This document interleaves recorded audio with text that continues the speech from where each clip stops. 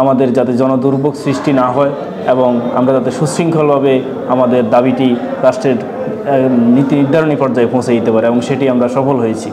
আগামী দিনেও আমরা সেটি অব্যাহত রাখব যতদিন পর্যন্ত আমাদের বিভাগ বাস্তবায়ন না হবে।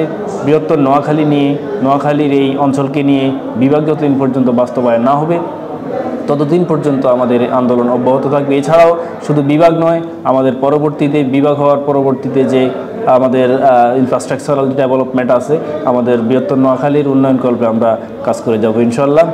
আর একটা বিষয় না বললেই নয়, সেটি হচ্ছে অনেকেরই মনে অনেক প্রশ্ন জাগে যে কুমিল্লা অঞ্চলটি অনেক ডেভেলপমেন্ট হয়েছে কিন্তু নোয়াখালী অঞ্চল ডেভেলপমেন্ট নেই, যার কারণে বিভাগ হওয়ার যোগ্য দাবিদার কুমিল্লা।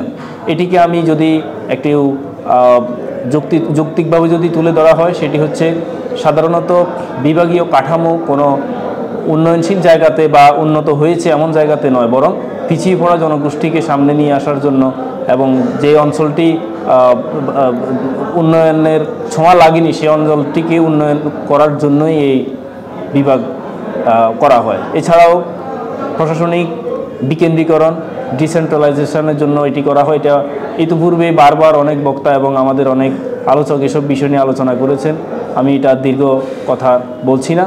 তবে এটা সুস্পষ্টভাবে আমাদের ইন্টারিম গভর্নমেন্ট তথা আগামী দিনে যে সরকার, রাজনৈতিক সরকার যেই আসুক, তাদের চোখে আঙুল দিয়ে ইতিমধ্যে আমরা দেখিয়ে দিয়েছি বৃহত্তর নোয়াখালীকে পাশ কাটিয়ে কোনো ধরনের কোনো হঠকারী সিদ্ধান্ত কোনো সরকার গ্রহণ করতে পারবে না বলে আমরা বিশ্বাস করি।